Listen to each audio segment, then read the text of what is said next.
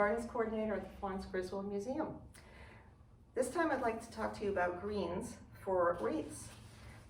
If you have lots of ornamental plants in your yard, you can certainly scavenge from that and get plenty of things to add to a plain base wreath.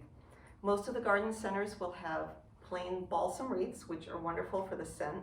Balsam doesn't grow very well as a tree in our area. You have to go a little farther north. So it's rare that you'll find someone with an actual balsam tree in their yard. But we have plenty of fir, spruce, Douglas fir, things like that, concolor fir. So you can actually make a wreath from the greens that you have, or you can just use it to embellish a plain balsam wreath. And I just walked around the museum and chose some things that are out there. They're readily available to us if we want to add something. And you might have some of these things in your yard. And I can tell you from experience which ones will last the longest too. Incidentally, if you are putting out some greens in a container or a wreath on a door, keep in mind that if it's a sunny spot on the south side of your house, you'll either have to water the urns to keep them moist and keep them fresh, and even use a hose and spray them down. If it's a wreath on the door, you might want to consider just using artificial greens because they'll dry out so quickly no matter what it is. So this is a type of fir. They are pendulous branches, but they're really nice. They're fairly firm. These are nice to put in an urn because they'll stand up, but they're soft. And it's a beautiful deep green color. They will last all season. And contrary to using spruce, they don't really shed much, and they're not prickly either. They don't hurt your hands. So that's a good one. Kryptomeria. These are beautiful big trees that have this beautiful foliage that hangs, and it's very graceful again. It's very fine looking. It almost reminds you of asparagus fern. It has that kind of look. So if you're doing an urn, you could hang it off to the side, or you can just use small pieces as filler on a wreath. And all you're doing is, when you get those stock wreaths that are balsam, is you're just taking sections of this off. You can either wire it to one of those sticks, or you can just push it into where they've wired the balsam greens onto the wreath. Now, once you get some of the base ornamental greenery onto the balsam, then you can add a few more embellishments. Things like rhododendrons.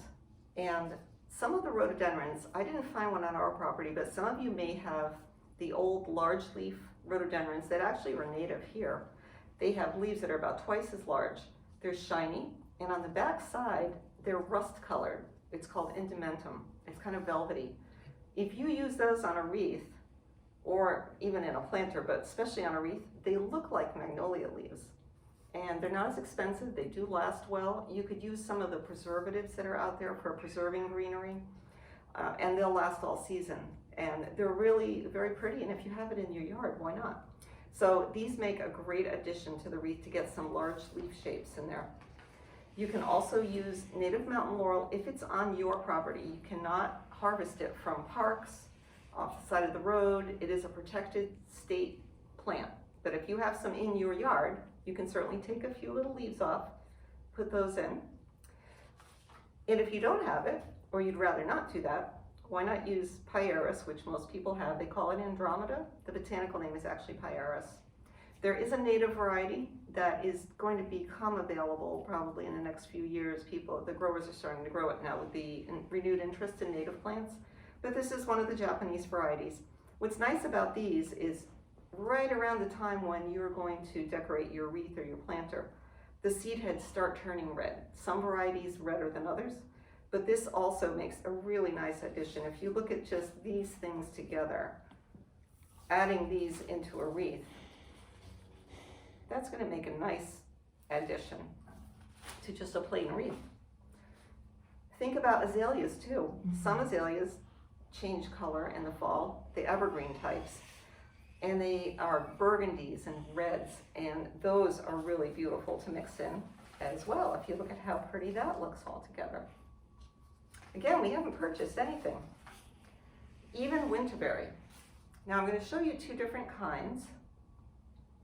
This is the size of the native winterberry. Winterberry is a holly. It's our native holly. It's Ilex verticillata. The smaller berries are nice because it's easy for the birds that like them to eat them. Particularly bluebirds love these. So if you want to keep bluebirds around through the winter, definitely have one of these in your yard. The cultivated winterberries have much larger berries.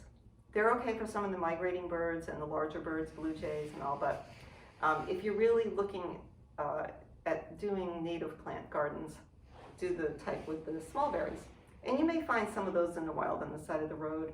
They like moist soil or wet soil and sun. So it's kind of a unique environment. You can grow them in the yard. You just need to be on it and make sure that they stay moist. So again, you know, you're just adding a few things from the yard. There you go. It's like instant decorating with what you've got. The other thing that you can do is add in some herbs. What about sage? The sage is beautiful because it's a blue-green color, and against some of the darker greens, it really shows up, and it's especially beautiful even with the burgundies of the azaleas. And finally, this is another holly. This is our native holly, Ilex glabra. It's just a different variety. It has blackberries on the female plants. Not very showy. The birds do like them. It's a great cover shrub for birds because it's dense and bushy, and it's sometimes used instead of boxwood. Actually, it'd be nice if we did use it instead of boxwood. It does like it damp, and it does need maybe some part shade to do really well, although I have seen them in full sun in New England and they're fine, as long as the soil stays a little on the moist side. You could coat these with some of the preservative for greenery to keep them fresh, but you can also add them in, and even if they dry a little and curl, there's still a nice green evergreen to put into your wreath.